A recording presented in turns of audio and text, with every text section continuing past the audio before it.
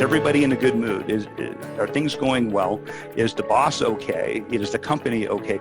And all these things happen just in the fraction of a second, just a quick glance. And that is something that we get from our experience working with other people. Hey everyone, today I'm excited to share the audio from a presentation my Gemba Academy colleague Steve Kane recently gave. The title of this talk is Coaching and Leader Standard Work to Help People Find Certainty in Uncertain Times. And obviously, if you're listening to this in early 2020, we're all dealing with a tremendous amount of uncertainty during the coronavirus. So hopefully the things that you learn in this presentation can help us in these challenging times. Now, this presentation was hosted by the good folks over at Patrick Adams Consulting, and we'll link to their website here in the show notes. In fact, you'll hear Patrick ask a few questions during the presentation. Now, show notes for this episode can be found over at gembapodcast.com. Just look for episode 315. Again, that's gembapodcast.com and look for episode 315. Okay, enough from me. Let's get to the show. I normally work at home, and so in some respects, things are the same for me. But at the same time, I feel as though my life has been completely disrupted. So this disruption, the first thing that happens to us is that we have this feeling of uncertainty. So it's kind of like speeding down the road into a fog bank. We don't know what we're going to encounter one day to the next. News is full of all kinds of variation in stories. One story is that it's getting better. One story is that things are continuing to get worse and spreading. But what does that mean for us on an individual basis or on an organizational basis? We go through certain experiences through the day that kind of help us feel normal. Right. But right now we're finding a new way to work. Right. So normal isn't happening anymore. The idea of getting back to normal is something that I would challenge everybody to maybe put down for a while. We won't. Right. The past is in the past, and now we're dealing with an uncertain future. Right. So we don't know what to expect in the coming weeks or months, and this uncertainty impacts the contribution that we're making to our organizations. And I want to be really broad with that definition of organization, right? So it might be the company that you're working for, but think of your family as an organization, your faith group, your social circles. Everything is disrupted, and uncertainty really is the topic that I want to focus on today. So if you're accustomed to working in an office or a factory, some facility where people gather, there are some really interesting things that you are doing every single day, and everybody else does as well, we all do it, that you may not be aware of, right? So we're not really conscious of things, but the way our brains operate, think about it on an animal level, right? We're always trying to survive. We're always trying to find our safest path. We're always trying to escape pain, and when that's been done, then we try to pursue pleasure. That's the way our brains operate. So if you think about your daily routines, right, you go to the office and you exchange pleasantries with people, right? You say hello, good morning, you go have your coffee, put your things down, and you probably do this pretty much the same way every single day. You park in the same place, you go in through the same door, et cetera, et cetera. Now, these routines are doing a couple of things. One, they're establishing what is normal, right? And what you did yesterday is the same today, so things feel normal, things feel safe. And when we're able to do that, now when we have this sense of certainty or things that feel normal, then we're able to engage, and we're able to then find some variety throughout the day. So we're making these assessments. Is everybody in a good mood? Are things going well? Is the boss okay? Is the company okay? And all these things happen just in the fraction of a second, just a quick glance. And that is something that we get from our experience working with other people, where we can see them and watch all of these behaviors, right? So we're making a quick assessment of the environment, of moods, our safety and security, right? We're looking for consistency. Right. And now our office environment looks more like this, right? We're isolated, and our view of the world is somewhat like looking through a window, and for many of us, it's like looking through a computer screen, right? So we've switched to face-to-face interactions to like we're doing today, Zoom. I think Zoom. I read some statistic that Zoom's subscribership has increased something 100-fold in the last 2 weeks, something like that. It's enormous, right? But this isn't the same experience as having, face-to-face interactions with people. That's so right. one of the things that this isolation is doing to us is it's causing us to lose our nonverbal communication. Right. Just walking by somebody's office, just that quick gesture, the quick glance is often enough to say, basically thumbs up, and it's reassuring to us. So when we see the boss walk by and smile, we know everything's good. Then when that's disrupted, it's not that things are bad, it's that we don't know. Right. And when we don't know, right, what's going on in our minds, right? That's so right. We have these disrupted assessments along with disrupted routines, right? And that introduces uncertainty where certainty is desired, right? We want to be sure everything's okay. So again, the informal conversations aren't happening. Communication now has to be deliberate. So we want to say good morning to somebody that we would normally do over at the coffee pot or the coffee station at work. Now that's a phone call or a video chat, and there are more obstacles to get over to make that happen, and quite often they don't. Right. So let's talk a little bit about what's going on when we have that uncertainty, right? What's happening in the brain, right? So uncertainty leads to stress and fear, and that is related to a shot of a stress hormone, right? Cortisol. So, and that is basic survival brain chemistry. Cortisol gives you a shot to focus you on immediate decisions. And quite often we would describe those as snap judgments or knee-jerk reactions. And if you think about the way life may have been tens of thousands of years ago, walking around on a plane somewhere, and like a geographical feature, out on the plains, and you see some rustling in a bush, right? Cortisol is that hormone that gets you to jump and run away immediately and not try to figure out what's in there. So that is happening to us when we feel stress or fear, when we feel uncertainty. And the thing that's happening to us is that it can drive some really bad decisions, bad conduct. And as an example, think about videos you've probably seen either in the news or online about people trying to buy toilet paper.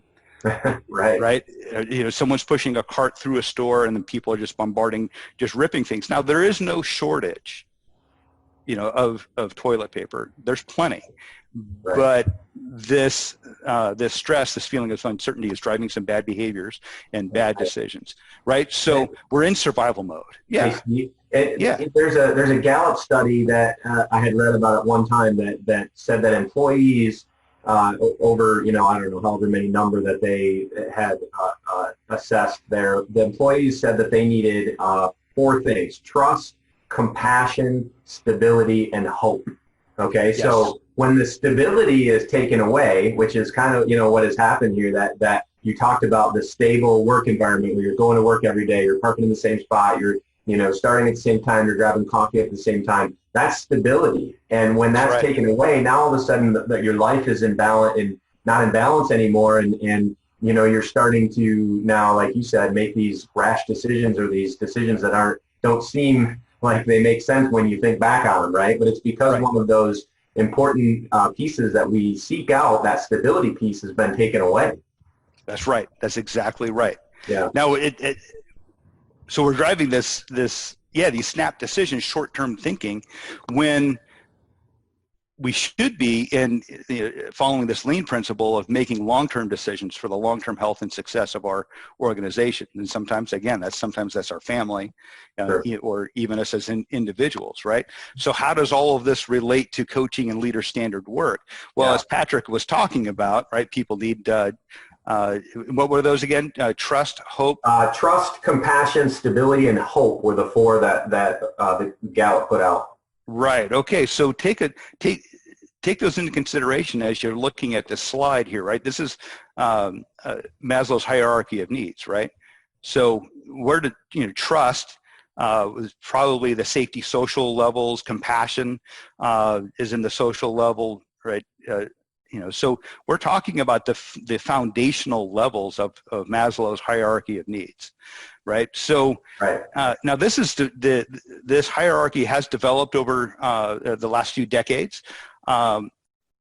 The thing with this is these are the drivers of all of our decisions, and what that looks like today is really more about what this came from Tony Robbins, the 6 basic human needs. And our basic human needs are consistency, variety, significance, love, growth, and contribution. And we need these things for ourselves. Nobody's exempt from this. We all have these needs. We all have one predominant need. So, based on who we are, our personality, our experiences, one stands out more than the others, but that also changes according to our circumstances. And right now, many of us are right at the bottom. I just want to get certainty, consistency laid out. I want to make sure I'm safe, my family's safe, I'm able to take care of myself, my family, and then I can worry about work, right? So this is really what we need to be focusing on. So for self, we need these things. So we need to. So what we're going to talk about in the next couple of minutes is how do we maintain that certainty for ourselves. But also, if you're a leader within your organization or within your family, if you're a leader, so either people report to you or you influence other people. If you're an influencer, you're a leader. Your responsibility as a leader is to help people meet these needs. If you think about the first 5 needs, help them gain consistency, variety, significance, belonging, growth, so that they can make the greatest contribution possible. That's what we're supposed to be doing as leaders. So, and maybe you're going to talk about this, Steve, but I'm curious to know how team members can do that, because everybody's probably in a different situation, right? I mean, again, if you're leading other team members or other leaders, you probably need to start by figuring out what conditions help them to perform the best, and then again helping to coach them through how do we create that stability in the world that we're living in right now. Exactly. I don't know what you think. Yeah, exactly. So we're going to touch on those things that you mentioned. Yeah. So if you've ever been on a commercial airline flight, you've probably gone through this demonstration before, right? And in the unlikely event of the loss of cabin pressure, the oxygen mask is going to come from the ceiling, right? And what is the big message that they give you? Please put on your mask first before assisting others. And we've heard this before over and over, but it's worth repeating. We're in our organizations to serve people for the long term. And we can't do that if we put everybody else before ourselves. We have to make sure that our basic needs are met so that we can serve others over the long term. So what does that really look like today given our circumstances, right? So leader standard work. Now we can get into some really technical leader standard work that we might find from Toyota or similar organizations. What I'm showing you here is actually an image from the Best Self company, bestself.co, and this is what they call the Self Journal. And this is excellent leader standard work. And if you look from the left to the right, you write out your schedule for the day. Here is talking about how you feel, but look on the next page on the right side, my goal, my targets, right? What are my lessons learned? Yeah. Right. And so what are we trying to do with leader standard work? Well, we're trying to make sure that the important things get done, that we're addressing things, that we're acknowledging the things that need to be done repeatedly. We're prioritizing our actions. The biggest things that we're doing here with leader standard work is we're establishing a predictable routine. So when the routine or the process fails us, we can make adjustments to it quickly and easily and improve our performance or improve our day-to-day experience, right? So develop new routines, plan your day, right? We put the most important things first. We plan our interactions with people. And that's a big difference that we have today versus yesterday. Now that we're not having the casual conversations with people in passing, we need to make a point of it. And I really encourage you to build that into your leader standard work. Make time for other people, right? And what we're doing by following leader standard work is that we are deciding to take action, right? We are being proactive rather than reactive, and that's very, very important. You're deciding at the beginning of the day the way your day is going to work, and in the military, there's a saying that no battle plan survives first contact, but nobody goes into battle without a plan. That's right. Right. So if you get off course, you can see where, and you can still see everything that's important, what must get done for the day. So right. And that reflection too, you mentioned lessons learned, Steve. That reflection is so important. And just because you didn't carry out your whole plan the way that you planned it out at 7 a.m. or 8 a.m. in the morning, that doesn't mean that you just throw the plan out and you just do things without a plan tomorrow. You think about the lessons that you learned today. You reflect on what happened today. How did you feel throughout the day? And then go right back into making your plan tomorrow. Maybe shifting some of those tasks that didn't get completed today to tomorrow, right? Right. So if we think about it in lean speak, right, because best self doesn't speak lean, we do, right? So this is PDCA. Right. That's exactly what it is. Lessons learned, that's the check, that's the reflection. And to your point, Patrick, what am I going to do differently tomorrow? So, right, so I don't repeat my mistakes. And the other thing too is if you are you mentioned taking care of yourself first, right? So us as leaders, we need to make sure that we're doing this for ourselves. But also, if we're coaching other people, making sure that our team members at home, while they're working remotely, that they understand the importance of leader standard work. And again, I don't know if you're going to hit on this or not, but helping them to see, what is it that they should do? What is, as their supervisor, what do you expect from them? What's the quality standard? What's the deadline for things? Just being clear with your expectations and making sure that that they see the value in it, also. Yep. And to me, leader standard work, by documenting this every day, you're making the decision to make things happen rather than let things happen to you. Right. Right. This says I've chosen my path. Whatever comes, I'm still going to do it. Where without a plan, all I can do is react. That's right. Yep. Okay. So, all right. Now, how does this tie to coaching? What is the role of the coach?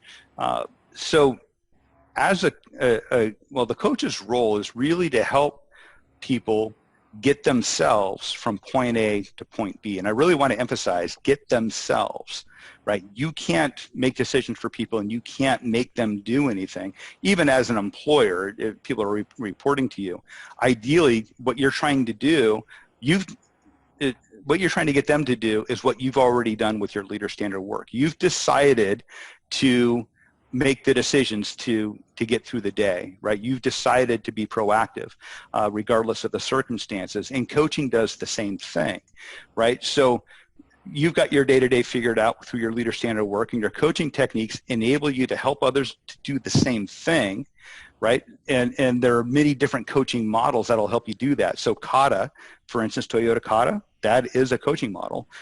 There's the GROW model, and there are many others, but they all do the same thing. You're helping to enable people get from point A to point B, get themselves there, right? So what does that really look like? Well, here's a very common coaching model, and believe it or not, it's also the Kata model, but it's where do you want to be? Mm-hmm. Where are you now? What's getting in your way? What are you going to do? And when will you have done it? Right? So stated another way, to look at Kata, for example, what's your target condition? What's the actual condition now? What obstacles are preventing you from reaching your target condition? What's your next step? And when are we going to go and see what you've learned from taking that step, right? Which is an accountability step. Green is the accountability piece of it. So the value of this model. And you can do this for yourself. If you don't have anybody to coach you, you can write this in your leader standard work. Write these questions down and answer them on a daily basis, right? Because what this does is it changes the mental state from things happening to me making things happen. And that is what we're trying to do. We're trying to get a shift in mental state to help people navigate all of this uncertainty, right? So coaching respectfully positions a person to identify a future state, acknowledge and accept the current state or your current circumstances, confront your obstacles, make a decision to move forward, and then hold yourself accountable to that, right? So this process enables adaptability, right? So we're asking people to adapt to something new, and there's a lot of confusion about that. If you ask these 5 questions, people will find clarity in a moment. So the coaching model is a process for navigating uncertainty. It creates certainty and helps people thrive during challenging times. So, question on this. Yeah. So for those of us that are at home right now, if I have a team that is, that is working remotely now and hasn't before, obviously, if we were doing kata, within our 4 walls, maybe we have a storyboard up and we were meeting daily or whatever it may be, or if not, but we were coaching in the workplace. How do you see us being able to do this at home? Is this something that I can jump on a Zoom with my team members and I can walk through this with them just like we are here? Yeah, absolutely. You can certainly do that. I do it I do it over the phone. Believe it or not, I do it via email as well. So you can do it with any medium, absolutely. And sometimes some of the questions, they don't need to be these questions exactly, but you want to take people through these 5 steps, right? So make it conversational, and when people get stumped, sometimes you ask, where do you want to be? And they're like, I really don't know. Maybe a different question to ask is, what do you want more of in your life right now? Yeah, that's a good question. And here's a little coaching tip for you. When you ask these questions, think about being a police investigator on any police show or movie you've seen, right? What an interrogator does. They'll ask the question and then they'll be quiet. And be sure not to be the first person to speak. Because what's going on, the person that's receiving this question is going through some difficulty, and they're formulating their thoughts. And if we remain quiet long enough, we'll give them the freedom to articulate what they're feeling and what they're thinking. And sometimes that takes a minute. So we need to be patient with folks and let them go through that. So the whole coaching model, asking these questions and taking people through this, we want to be sure to ask these questions. We want them to think on it. We want people to make decisions. And when we ask questions, we want to leave these very broad, open questions.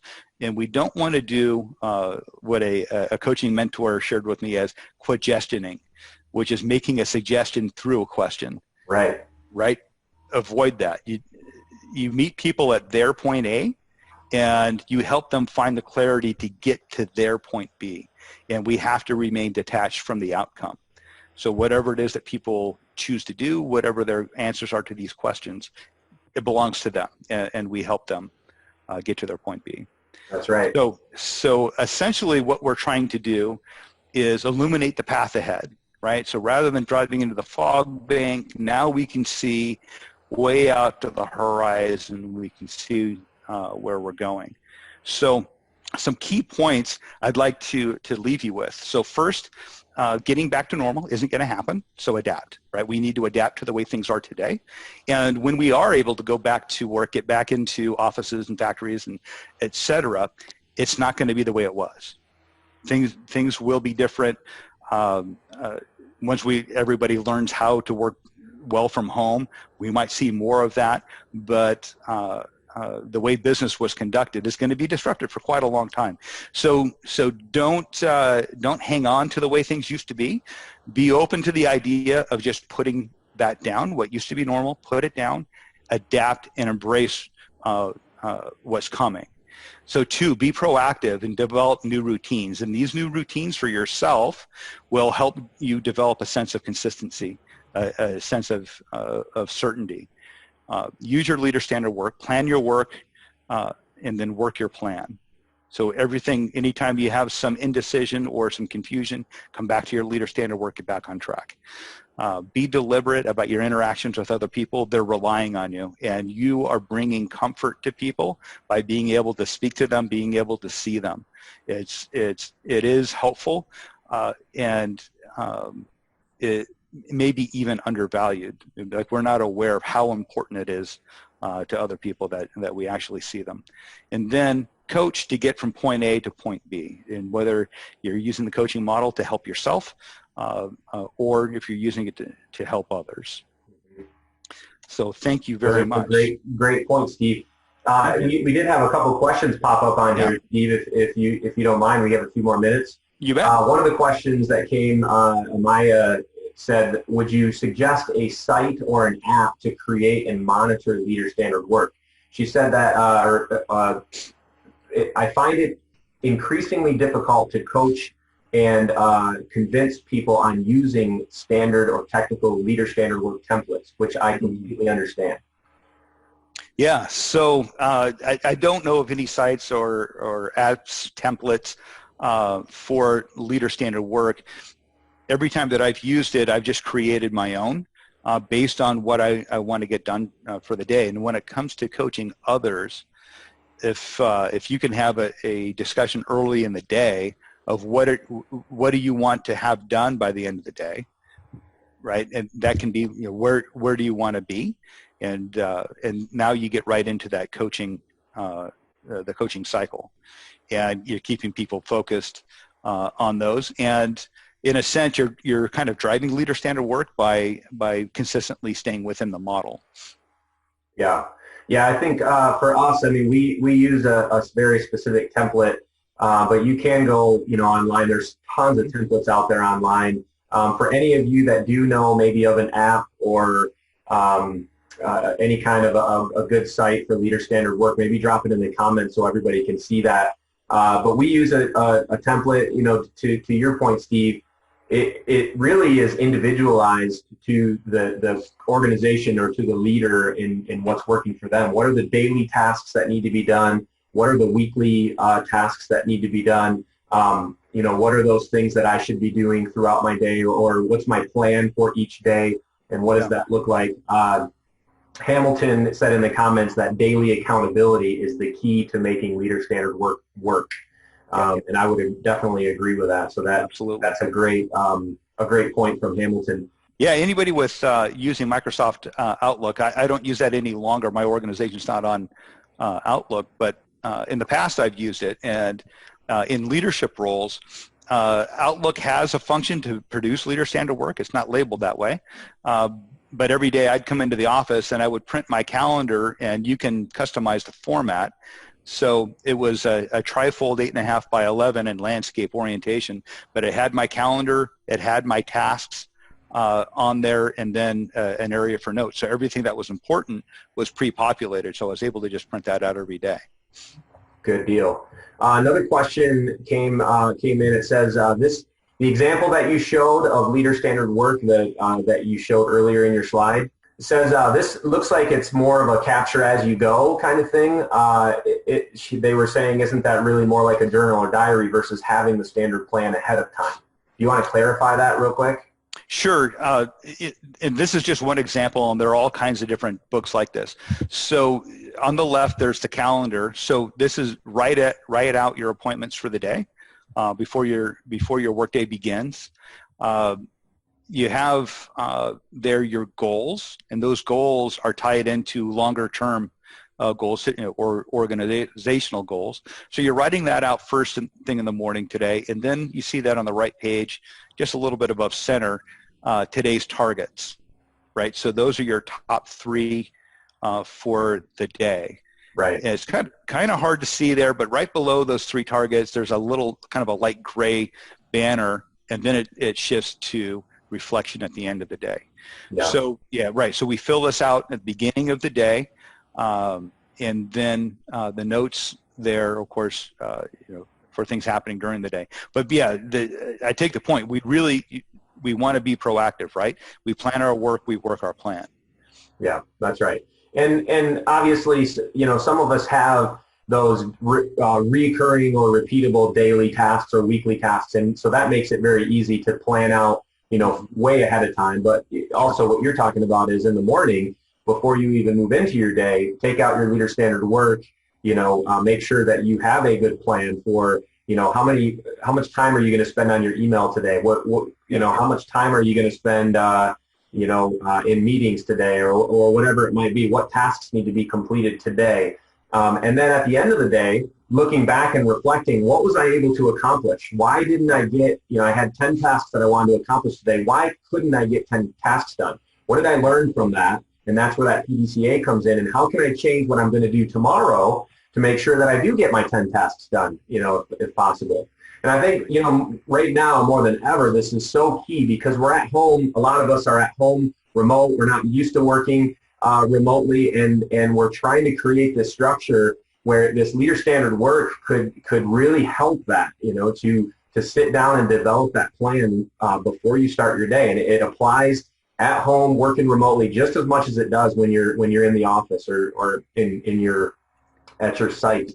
One of the things too that I thought what is really key is, especially when it comes to coaching and your team members, making sure that your team members at this time, that they don't feel cut off, that you have these regular check-ins, and those coaching questions can really play into that, and making sure that you're having those touch points with your team very frequently, whether it's on the phone over FaceTime or Zoom or whatever it is that you use, making sure that you have those touch points. You're asking those very deliberate questions to get some dialogue going and assure them that there is learning and action that should still be taking place. Absolutely. Okay, so just to kind of recap on the key points: adapt, be proactive, plan your work your plan, be deliberate about your interactions, and follow a coaching model to get from point A to point B. With that, Gemba Academy, Patrick mentioned the coaching. That's one of the many services that we offer.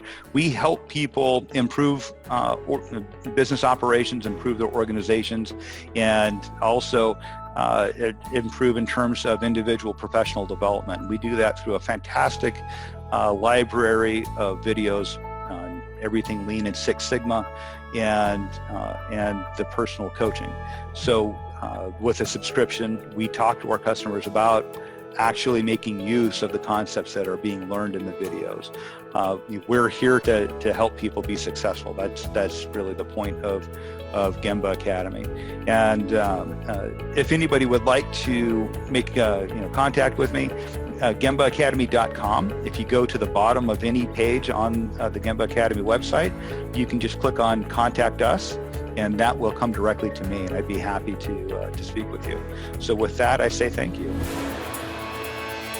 Thanks for listening to the Gemba Academy podcast. Now, we invite you to take a no-strings-attached, fully functional test drive of GembaAcademy.com.